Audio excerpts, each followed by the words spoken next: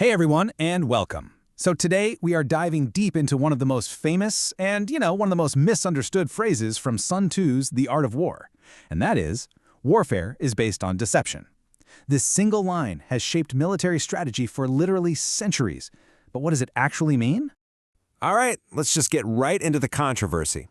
This one phrase has led some people to point the finger at Sun Tzu, calling him the culprit who basically wrecked China's long tradition of integrity. They see the art of war as a handbook for, malicious trickery. But is that really what Sun Tzu is getting at? Is winning all about lying and cheating? Let's go back to the original text and see what's really going on. You see, to really get this famous line, you have to look at it in its original context. It's not some standalone command telling you to go out and be deceitful. No, it's actually just one part of a 6-point framework for how to successfully maneuver an army. It's the first of 3 principles of action, which themselves are built on 3 super important prerequisites. Now, the really cool thing is how we can break this down. Think about it in 2 halves. First, you have the 3 don'ts. These are all about understanding the world around you, the objective conditions before you even think about making a move. And then you have the 3 musts, which are all about how you take action once you're actually on the march. So it's preparation first, then action. Make sense, right? Okay, so let's dig into these 3 don'ts. First, don't move until you know the intentions of the other states you might have to pass through. You have to get that diplomatic clearance. Second, don't march if you don't understand the terrain. The mountains, the forests, the swamps. You need solid intelligence on the ground you're going to cover. And third, don't even try it without using local guides to get what Sun Tzu calls earthly advantage. It's all about doing your homework exhaustively. So, with that preparation done, let's look at the 3 musts and see how it all comes together.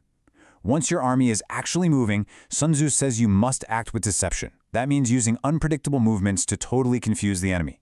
You must act for advantage, meaning you only move when it's beneficial to you. And you must act with flexibility, knowing exactly when to group your forces together and when to spread them out. It's all about being dynamic, unpredictable, and smart. And here is a fantastic way to think about it.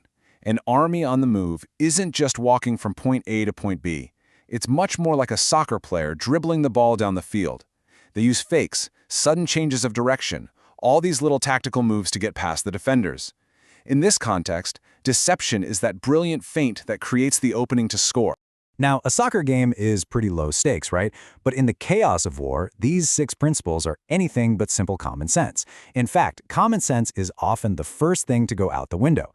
And when you ignore these fundamentals, well, it can lead to absolute disaster. Let's look at a really painful, real-world example from the Sino-Vietnamese War in 1979. So picture this. It's March 1979.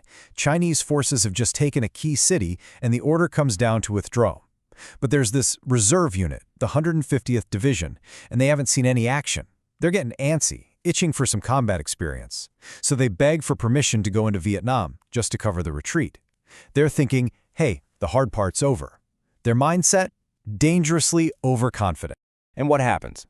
They charge headfirst into enemy territory, completely ignoring every single one of Sun Tzu's 3 don'ts. On March 11th, the 448th Regiment gets ambushed by elite Vietnamese troops who know that terrain like the back of their hand. By the very next day, their escape route is cut off. A panicked rescue attempt on the 13th just makes everything worse. And after a week of fighting with no supplies, the regiment just collapses.